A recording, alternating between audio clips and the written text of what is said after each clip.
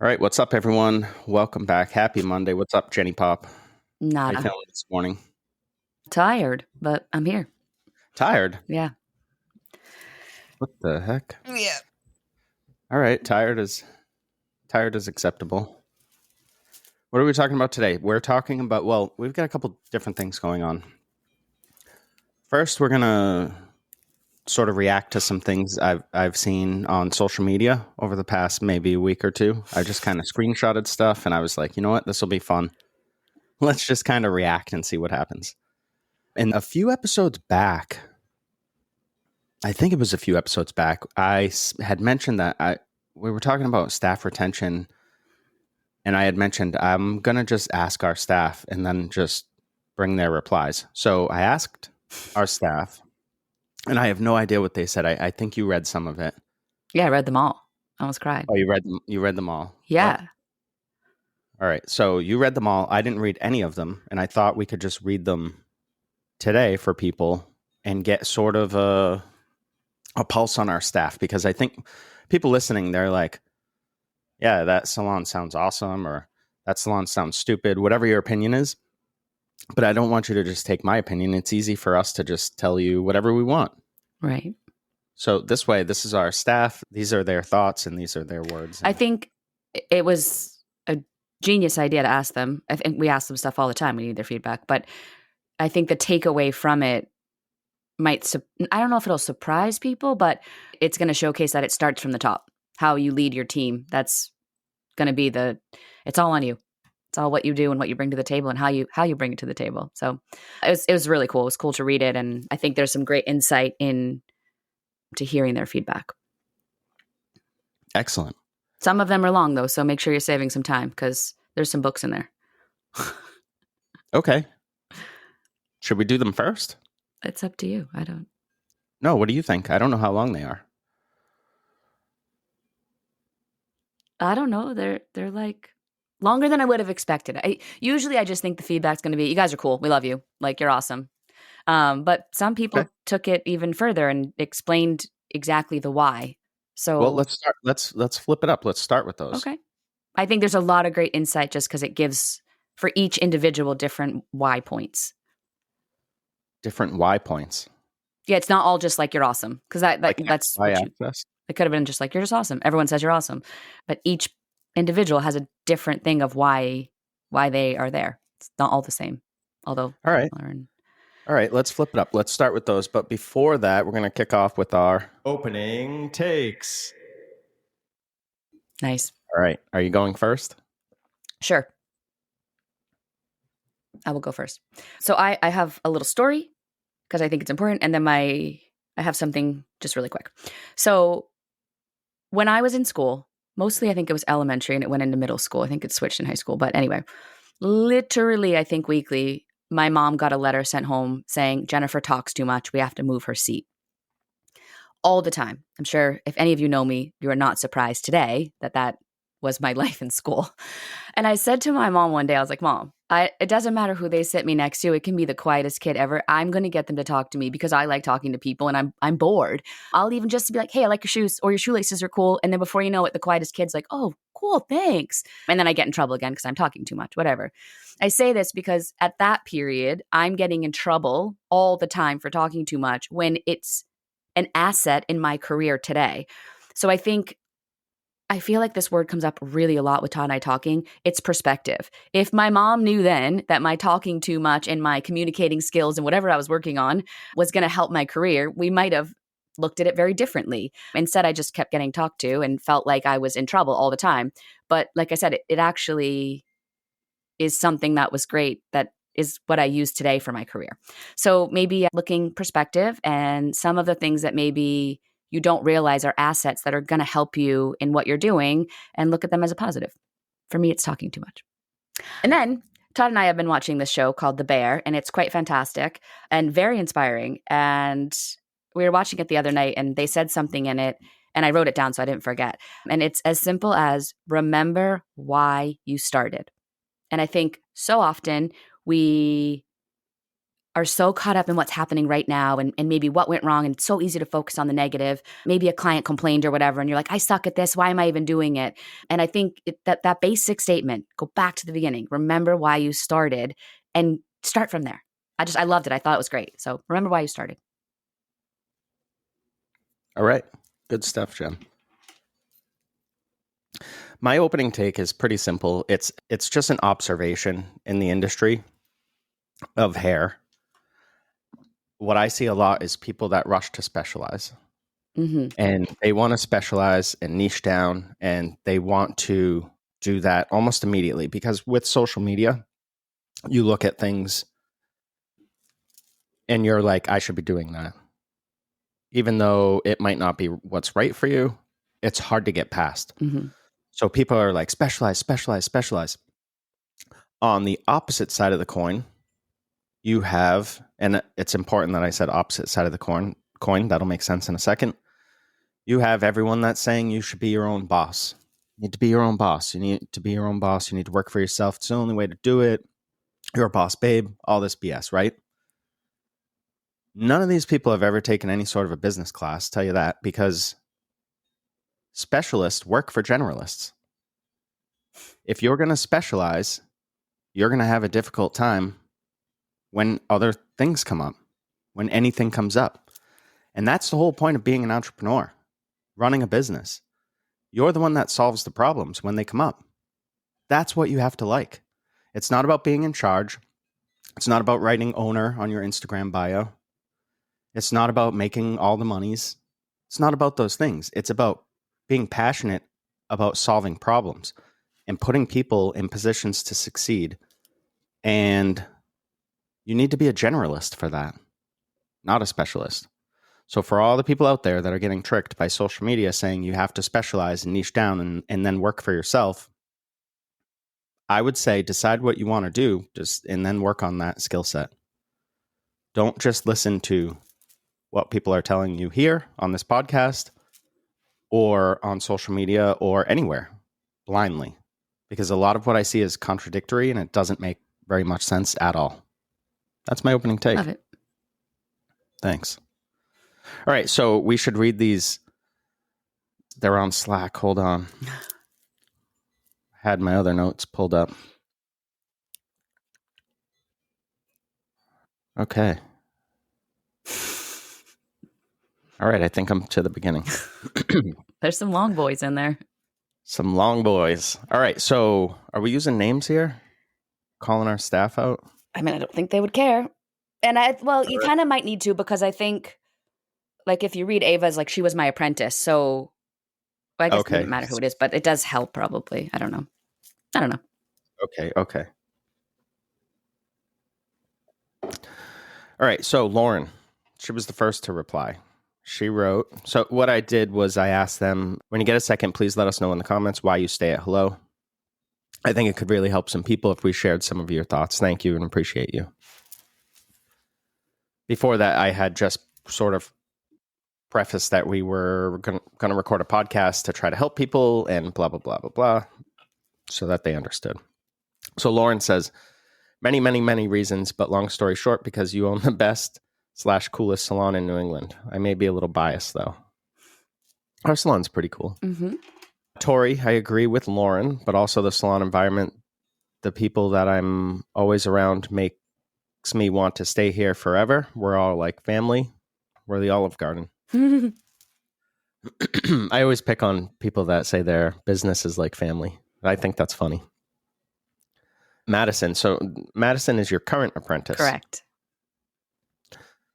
Almost halfway through, too. Almost halfway through. Mm-hmm. Yeah. Shout out. She's kicking ass, too. She is. Starting my apprenticeship, I came into the salon and everyone was welcoming and friendly and extremely helpful. They were all willing to work with me and help me get started. They welcomed me with open arms and made me feel like part of a family right away. And I have been there forever, sorry. Everyone is willing to help each other and anytime. And I think that's a very, very big thing that's different from other salons. It's like a family and makes you want to come to work every day and learn and grow from one another always. It was good. Mm-hmm. Kayla. Kayla's not one to mince words. So she wrote, short and simple. You both treat us like humans and not money robots. Yeah. I think that's super important. Treating people like human beings. Who would have thought that would have had a positive net benefit? Chloe says, I also enjoy that you encourage us to do things that we don't want to do.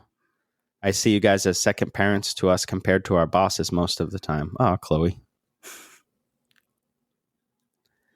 Yeah. Well, you have to push people. Yes.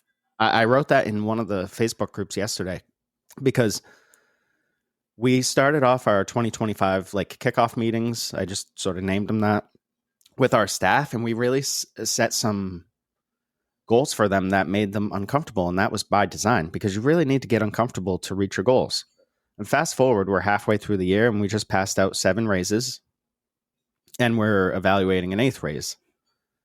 And so when you have people that are finding success through some sort of a struggle, they're going to feel like they're part of something that's bigger than themselves now. Also, and it's not just across the board. You can go ahead. I was going to, why someone would stay if they were on their own, they couldn't push themselves that way. So it's showing them value there. Like, wow, if I want to be pushed, if I want to celebrate a raise rather than feel scared of it, because I'm part of something bigger than just me, this is showing them all of that. They couldn't do that on their own. Most people will stay complacent for years and years. And finally, they're like, oh, I need to do something here. We're making sure that every year they're doing something. I also would like to say here is that, because I went over some stuff that in that kickoff meeting, because we were trying to figure out who was getting the raises and whatever. I had to go back in my notes. Every single thing we laid out to do this year, we have done. I went through all of it. I had notes of the classes we were doing, things that we were doing, every promise we made to them, every single one. The last one's getting booked right now, but we did all of it. So it's also that accountability. The last one, though, is for the fall. It's for the fall. So it's the last thing on the list. And I'm proud of that, because it's easy to say you're going to do a bunch of stuff, and then here you are almost into August, and maybe you've done none of it. We did every single one. Yeah, and you can look at it one or two ways. You could look at it as, I still have 6 months to do this stuff, where we look at it as, we have 6 months now. What else can we do? Right. Yep. So always try to be ahead. What I was going to say with the goals is they're not all similar. Some of them are very different. Some of them are technical skill things where, hey, you really need to step up this because we want to see you here. Here's how you can do that. Here's why. That'll work. That's important to lay out a plan for people. But some of it was like presentation stuff, like, hey, we want to step up the way you show up for work. It might be your, attentiveness during consultation, or it's not just all about appearance or anything like that. There could be appearance stuff. I don't know. I don't remember exactly, and I don't have those notes in front of me. But laying out individual goals, it's not just like, all right, if everyone hits their retail, we're going to do this. Like, that stuff sort of takes care of itself. If everyone gets booked this %, we're going to do this. Well, that stuff sort of takes care of itself when you take care of the people. Right. And that's, I think, what we're trying to drive home here. So next we have Gianna. This is a long one. Gianna says, I think it's about the work environment someone provides, somewhere that's fun, colorful, clean, has values they abide by, somewhere that feels safe, having a sense of freedom. For example, we don't have a list of rules, quote unquote, but I think, so we do. We have a handbook, Gianna, just pointing that out. But I think that comes with responsibility on the staff's end. We know what's expected of us: rebooking, keeping things clean, maintaining clients, doing good work, learning, proving we want to excel in a career we care about, respecting people, helping people feel good about themselves, etc. I think if someone really loves what they do, they'll do everything they can to succeed. I think sometimes people in business hold their staff on a tight leash, which doesn't make it fun or exciting. It makes it stressful and nerve-wracking. I think with Hello, we know the standard we set, and everyone follows that, but also has their freedom to take a day off if they want or pick up shifts. We're always there to help one another. It kind of goes without saying. That part is true. I think it's also important to like the people you work with, and for us, our space is, our space is very open. We can talk to you guys about anything. Anything we need is provided to us. If we need to talk, you're all ears. If we have a problem, there's always a solution. We all work well together. There's simply no other salon like this. There's really no drama or bad vibes here. And if it ever was, it's simply not tolerated. Yeah.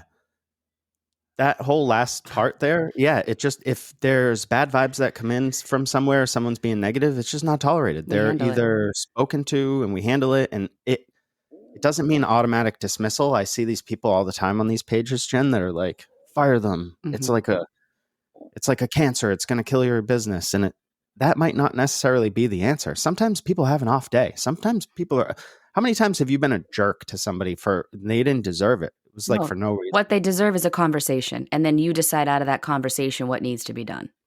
Yeah. But most people don't want to communicate. It's too hard for them. So fire them. Cool. Then you have no idea what's happening. Right. And your job is to help people grow and help people get ahead, and not just in their career, but as a successful leader, you have to help them grow in every aspect of their life. I'm not saying overstep and get into people's personal lives, but care. Mm-hmm. Ask about their personal lives. How's work? How's that going? Great. How about things outside of here? How many times do I sit down with the staff and I'm like, hey, tell me about your pets? Or hey, tell me, you know what I mean? Like, just talk to me about something. I was talking to Jamie the other day. I think I might have said this in the last podcast, but she started telling me she was stressed out about her lizard. Right. She has a pet. What is it called? I forget the name of it. The little lizard, it looks fat when it sits down because it like flattens out. I don't know. Yeah, I forget the name of it, but her little pet lizard got sick, and I was like, oh no. And we talked about it, and then sparked conversation and whatever. So yeah, lead people. Ava, she wrote mic drop. I love it. I think Ava comes back around, and so does Gianna. I think Gianna even has a second part. So just so you know. Gianna's up next again. Yeah. Here she. Do you want to read some of these? No, go ahead. You're doing great. All right. Gianna again said after the mic drop, she must have picked it back up. Said, also, the second I walked in the space, I knew I was going to work for you guys, and declined the only job offer I ever got before you even hired me. So the salon really speaks for itself. Oh, thank you. Brooke. Here's Brooke. This one looks long too. Mm-hmm. There's some long ones now. Oh, there are? Yeah. Okay, so we're getting into the long ones? I thought Gianna's was going to be long. No, there's like 3 more long ones. Okay. I stay at Hello because, for starters, you and Jen look at us as a whole, but also look at us as individuals and understand we all grow at our own pace. True. You take the time to go through how fast or slow we want to grow personally and professionally, but also make sure we grow no matter what. Example, I never thought I'd be doing makeup for brides or proms, but Jen saw something in me, threw me out there, and gave me the confidence to try. Now it's one of my absolute favorite parts of what I do. That's another great example, Jen, of how you push somebody and they grow. I remember that day. I was like, you do makeup now. And she's like, what? I had her help on this like kind of thing we were doing to help someone with some photography stuff. And I was like, just play around. Who cares? And then it's like, you can do it. And then honestly, even in that case, Nicole, who works for us, she stepped in to help Brooke get even better at it. And she just flourished. Excellent. Brooke continues with, even on days off, I find myself coming into the salon because of the energy, the laughs, and friends is sometimes just what I need. We're all one big group of friends with some fun energy that just makes all the worries go away once I get into the salon. The big thing that stands out to me is that it was the only salon that I've ever felt okay with asking for help. That's a big part of just making people comfortable, right? Mm-hmm. That's when you hear people talking about you want your business to feel safe for people, that's what they're talking about right there. Yep. You want to feel some sort of support. One big thing that stands out to me is, we just read that. When making a mistake, we don't get talked down to or feel ashamed because of it, but rather we get supported and educated for the future. Yeah. It's huge. Yeah, I want you to learn so you can be better. Even clients understand that we collaborate, and I have no problem asking someone nearby to help me or walk me through an idea. That's something that we intentionally designed, right? Hello, Hair. Everyone has helped me grow professionally and personally, and I have relationships that I'm forever grateful for. Even made some of my best friends because of Hello. I could never see myself leaving Hello. It's just where I feel I belong. You're fired. No, I'm just kidding. Oh, that's awesome. Hopefully you don't leave, but if you do, good for you. Jamie I hope your lizard's feeling better. I originally didn't know Hello was going to be my home, probably. Brooke told me to call you guys for advice, and I immediately knew when I hung up that I wanted to be there.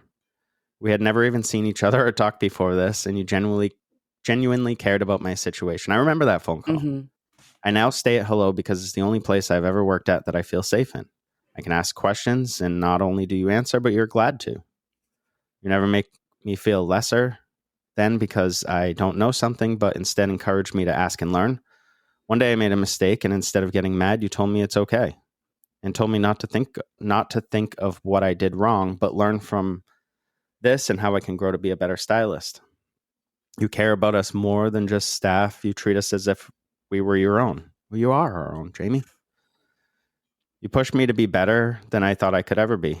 I've never been so excited to come to work because even on the days I don't feel like getting up or I'm having a bad day, I know once I step into the salon, my mood will shift for the better. If anyone is having a bad day, there's at least 3 people asking you what's wrong and trying to cheer you up. Everyone at Hello genuinely cares about each other and feels like it's hard to find in today's world. There's no place I'd rather call my salon home. Oh, thanks, Jamie. I'm Ava's just sitting back. here smiling, like dee dee dee. All right. I think these are great. I think if you're listening and you are running any business, you, like I said, there's some common themes here, but like you can see that we treat each person as an individual. And I think what a few of them have said is that you're always going to have mistakes. You're going to have people screw up, but then it's how you handle that. And a lot of times it's how you handle it on the fly. So if you're one that lashes out and like is mean or rude, you can apologize for that after, but you already did the bad things, right? So when these things come, just like what Jamie said, it's always a learning experience. I understand that there's going to be mistakes, and it's how do we learn from it and get better, right? And that's really where we come from all the time. We had a redo like last week or whatever, and it was basically, hey, client came in, we fixed it, no big deal, but we're going to get a model and we're going to see what's going on here. And it's just to help them grow. Like they almost now, that rather than fear the mistakes, they embrace them and they realize that they're going to get better because of them. If you're not making mistakes, you're not trying hard enough. Agreed. And that's how you learn. And it's no matter what business you're in, that's going to happen at any level. All right. Ava's back. Ava says, I stay at Hello because there's truly just no place else I'd rather be. The salon has been more than a workplace for me. It's been a second home. I've been working for Jen and Todd for what feels like 40 years. She wrote, haha. And every moment has shaped me into the stylist and person I am today. Ava is what, 22? 40 years. Is that a good thing, Ava? I still remember giving Jen absolutely no choice but to apprentice me at her new salon because I saw the way she worked previously at her old salon. Thank goodness she said yes, because without her, I'd be fucked. That opportunity turned out to be one of the best of my life. Jen didn't just teach me how to do hair. She taught me how to do it with passion, care, and integrity. She poured so much of her knowledge, patience, time, and heart into guiding me, and I'll be forever grateful for her giving me that. I think I've learned and grown so much, not just professionally, but personally, thanks to the people around me. I built friendships here that are so special to me. The people I work with are truly some of the best, genuine, kind, supportive, and incredibly talented. I stay at Hello because it's home, because it's filled with people I respect, admire, and love working with. Love you guys lots. Thanks, Ava. Here's Tori. Tori already went, didn't she? Yeah, now she comes back and she's like, basically, I have a tear in my eye. Tori's back and she says, I felt like I was going to cry reading all these responses. Lauren's back and says, I'm bawling. Can we have a group hug? Brooke is back and says, I love you all so much. Then there's a bunch of emojis. I think is that a video camera? I don't know what's happening. Emily. So Emily's interesting. We should probably point out Emily is a business owner. Mm-hmm. She owns, what's the name of it? Love Your Look. Love Your Look. Mm-hmm. Love Your Look in North Andover. And she specializes in lashes, right? Mm-hmm. Yes. And so she's her own business owner and she does that. And she just wanted to work for us once a week, just to work at Hello. So the story is too, she moved to a town nearby And when she was on maternity leave, she started coming in for weekly blow dries. That's just where it started. And so this is cool because she spent time in our space as a client and she just loved being around our staff. She works in a suite by herself. So being in there, she was like, I just want to be here. I just love being around the staff. I love being in here. I'm inspired by everything. And that's when she was returning to work and she's like, would you guys have me 1 day a week? Is that even worth it for you? And we were like, yeah, that's amazing. You're amazing. This is great. So because of the culture and the vibe in the salon, she's just like, I just need to be around you guys. So it's pretty cool. Yeah, that is cool. I forgot that she had moved a town over and that's why she was in more often. And mind you, she is an employee at our salon. So she is a commissioned employee. She doesn't, we're 100% commissioned. So we don't rent anything. So even to estheticians and Matt and Emily writes, I'm late to this party, but I'm down for a group hug. All right. All I will say is Jen and Todd are the only people who could get me to work for someone else after working for myself for 6 years. They respect what every individual brings to the table. I didn't need a job. That's true. I truly wanted to be part of what they have at Hello Hair Co., even if it's just 1 day a week. Love you both. Thanks. Lauren's back. I love Em so much. I started working Fridays just to see her. Best way to end my work week, Emily. And then Jen, these are all amazing. You guys are the best. I'm so proud of the team. I'm so proud to be part of something that includes you. Sorry. You make my job easy and fun. Oh, those were great. Those are really good. So I hope that helps people. I think there's so much anybody can take out of that. Yeah, sort of evaluate what you're doing with your business. And if you have trouble with retention, I think there are some things you can do, but they're not like simple fixes. They're going to take work on your part as a leader. You're going to have to step up and be a stronger leader. You're going to have to build the culture that not necessarily you want. I don't know if everyone wants the big hat, stuffy, luxury toting salon. They want somewhere that feels exciting and safe and collaborative and all the things that people listed. Think about what other people want, not necessarily you, not necessarily what you want, I would say, right? Yeah. And then I think it's the creating opportunities, the pushing when you and pushing when you know when to push too, right? And then holding back when sometimes you need to. Those things are really important. They said it better than I can. All right, let's talk about some of these things that I've screenshotted. Okay. And these are from just different groups, right? Just stuff I've seen online. Scrolling through here. There was one I wanted to start with that I don't see, but I do have in my notes somewhere. Here it is. This was an actual question. This was an actual freaking question in a group for business owners. I'm scared. Someone asks, for those that own luxury high-end salons, here we go. Do you allow employees and clients to vape on the floor? No. That was a question. Now, I don't know what the F we're going on about here. High-end luxury and then vaping on the floor. What? Nothing about this says high-end or luxury. Or luxury. What is wrong with this industry that is a question? What do you think, Jen? Should you allow vaping on the floor? I say you do you. If luxury means vaping, go for it. I don't even think this deserves an answer. This is insane to me. I can't even believe that's real.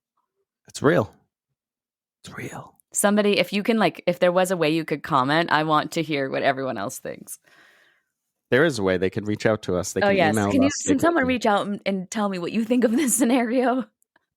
High-end luxury. High-end luxury. Enjoy your vaping. It's taking pulls from my grape vape, my watermelon vape, because nothing screams high-end like it's a smoke-filled.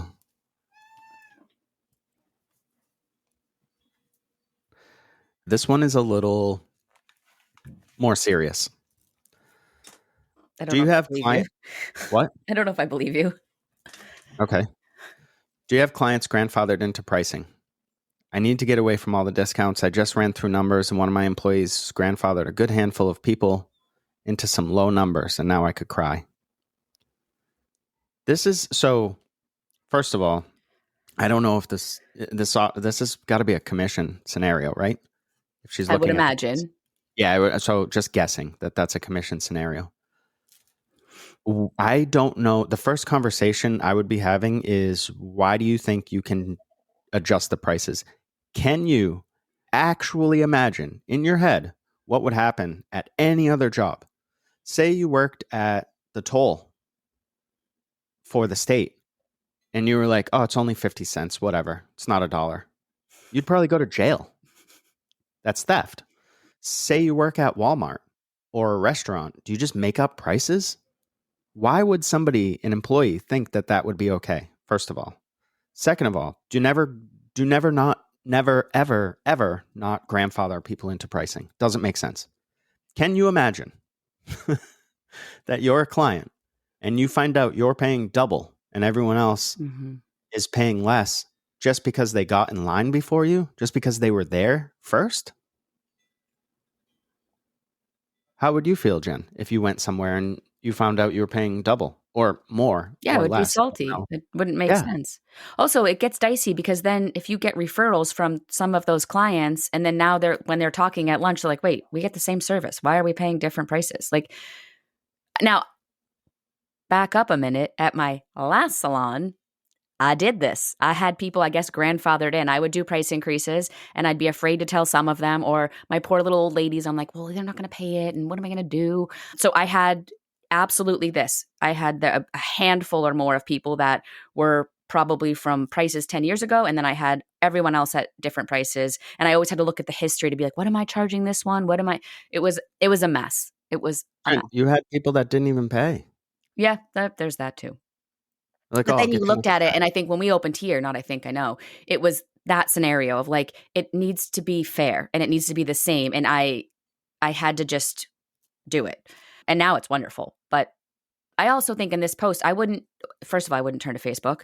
I don't think you need to be crying. I think the first thing you should do is talk to that stylist, ask what's going on here, and then quickly just tell her this is the prices. This is it. And that's just it. You have to handle it. Yeah, and it's not the client's fault, but unfortunately you put them in a situation where I don't think you can be like, oh, well, on the next one or whatever. This needs to happen now. It's your business. You need to take control of it. Yes. Be happy you, I guess, discovered it, and have a hard conversation with that person and map it out how you're going to get everybody to whatever that price point is. And you need to do that right now. And if you are somebody that's asking about grandfathering pricing in, and if you should or not, then you're not firm on your system. You're not solid behind it.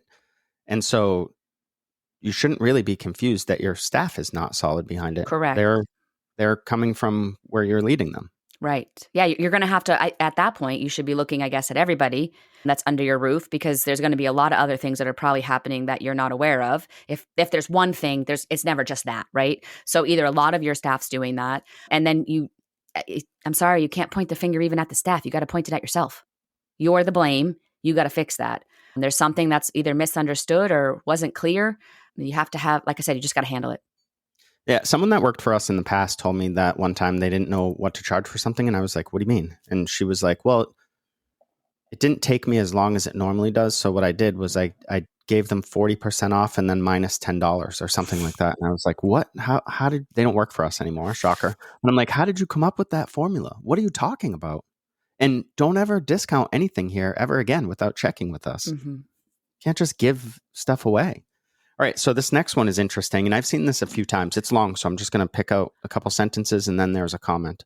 So this person's new to salon ownership and says that this group has them more scared than anything. I see so many people talking about failing and closing businesses rather than businesses thriving. Yeah, because most people don't know what they're doing. This person's taking over an existing salon, and one of the employees is going to be the current owner. I don't understand this trend where the owner stays. If I buy a business, peace, get out. Bye. Yeah, too messy. Yeah. The previous owner set her commission to 54% and said she'd like to stay at that.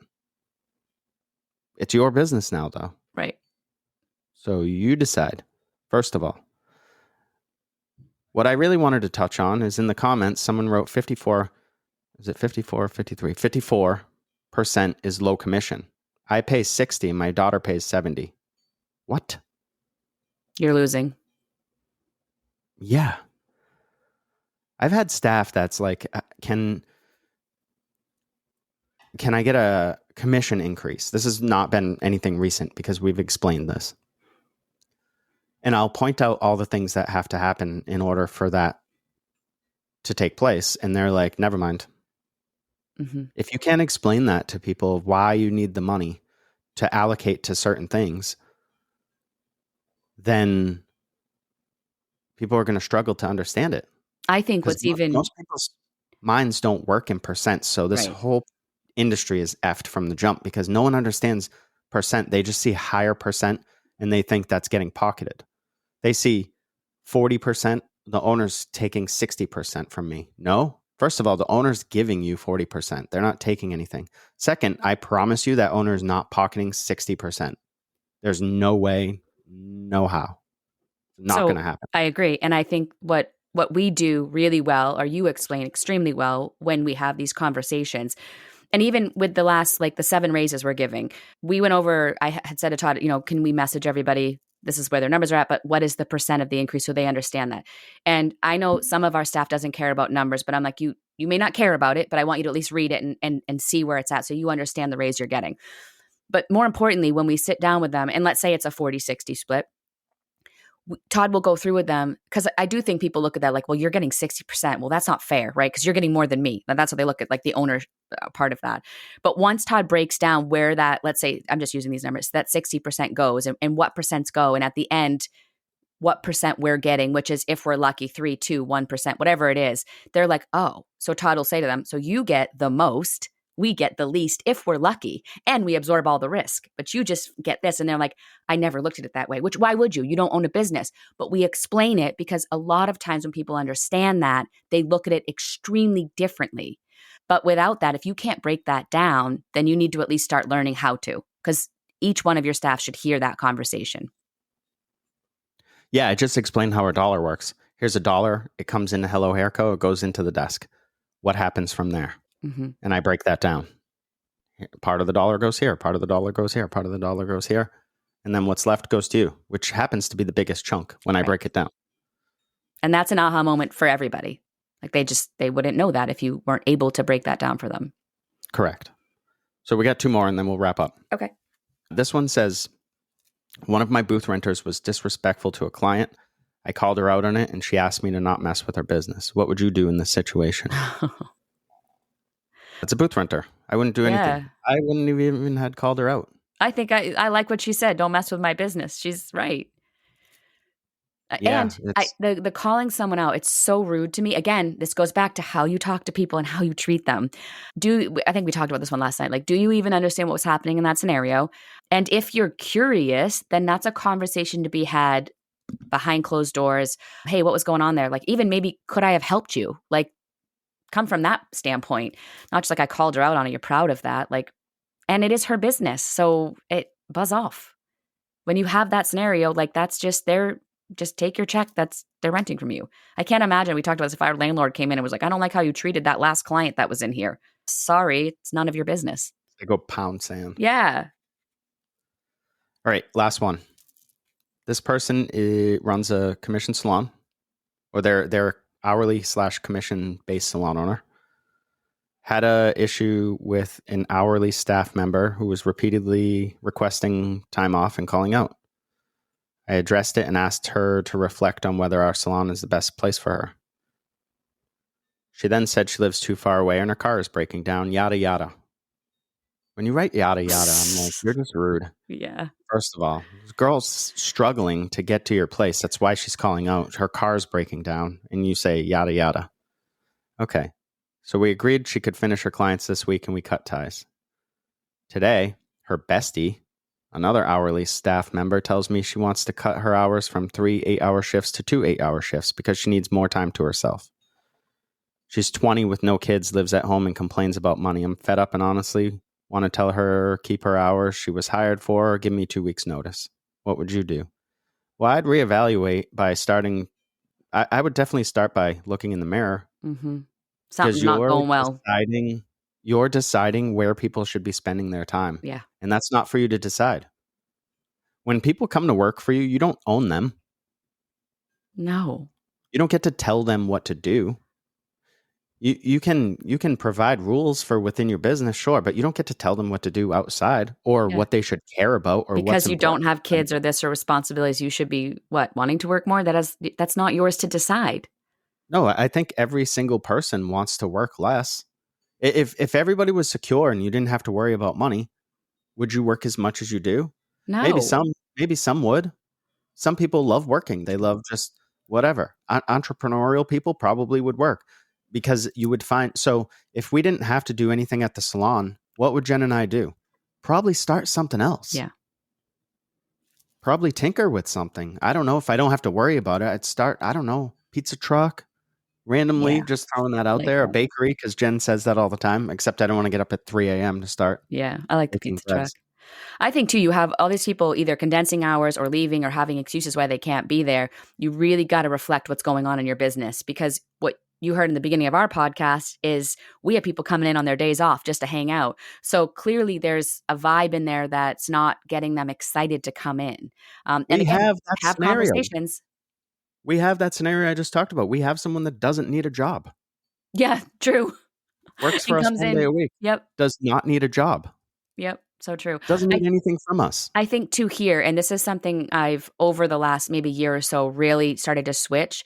She's asking her staff, like, do you even want to be here? Which to me leads to she's not in control. So their actions are showing you they don't want to be there. So it's your job to have a conversation about that and lead them to change that, or they don't want to be there, so you need to let them go. That's the leadership part, right? It's clear that what they're doing, people's words, actions, very different. Their actions are showing you they don't want to be there. They're reducing it. They're not coming in. They don't want to be there. So you either need to ask them why and what can you change to get them excited to be there, or you need to let them go. Like, that's on you.